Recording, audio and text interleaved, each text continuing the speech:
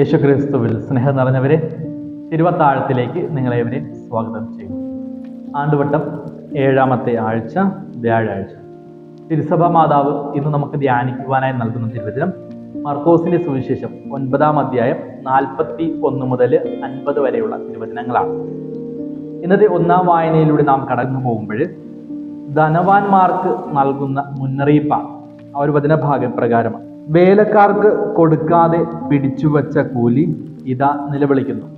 ആ നിലവിളി സൈന്യങ്ങളുടെ കർത്താവിന്റെ കർണപുടങ്ങളിൽ എത്തിയിരിക്കുന്നു എന്ന് പറയുന്നുള്ള ഒരു വചനഭാഗമാണ്.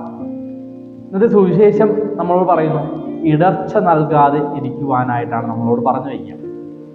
1ാം വായനയിൽ നമുക്ക് മനസ്സിലാകുന്നത്, മറ്റൊരാൾക്ക് ലഭിക്കേണ്ട നന്മ നമ്മൾ തടസ്സപ്പെടുത്തുമ്പോൾ അവരുടെ നിലവിളി ദൈവം കേൾക്കുന്നു എന്നാണ് പറഞ്ഞു വയ്ക്കുക. ആ തടസ്സപ്പെടുത്തുന്ന വ്യക്തികൾക്ക് കർത്താവിൻ്റെ മുന്നറിയിപ്പ് ഉണ്ടാവുകയാണ്. നിങ്ങൾക്ക് ദുരിതമുണ്ടാകുവാൻ പോവുകയാണ് എന്നൊരു മുന്നറിയിപ്പ് നൽകുന്നതായിട്ടാണ് 1ാം വായന നമുക്ക് മനസ്സിലാവുക.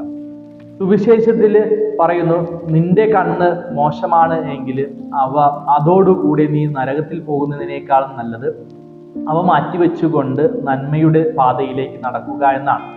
എൻ്റെ ജീവിതത്തിൽ നന്മ ചെയ്യേണ്ട സാഹചര്യങ്ങൾ ഒത്തിരി ഉണ്ടായിട്ടും അവ ചെയ്യാതിരിക്കുന്നത് വലിയ തിന്മയാണ് എന്ന് നമ്മളോട് ബോധ്യപ്പെടുത്തുന്ന സുവിശേഷ ഭാഗം. എൻ്റെ ജീവിതം നന്മ ചെയ്യുക എന്ന് പറയുമ്പോൾ ചെറിയ ചെറിയ നന്മകൾ പോലും നമ്മൾ മടിച്ചു നിൽക്കാറുണ്ട്. സഹോദരന്മാരെ സ്നേഹിക്കുക എന്ന് പറയുമ്പോൾ അവിടെ സഹോദരന്മാരെ ദ്വേഷിച്ച് പറയുന്ന ഒത്തിരി പേരുണ്ട്.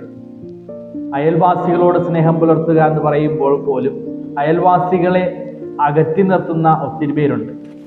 സമ്പത്ത് കൂടുമ്പോൾ താഴെ കിടക്കുന്ന നമ്മുടെ സഹോദരന്മാരെ പോലും മാറ്റി നിർത്തുന്ന ഒത്തിരി പേരുണ്ട്. മാതാപിതാക്കളെ മാറ്റി നിർത്തുന്നവരുണ്ട്.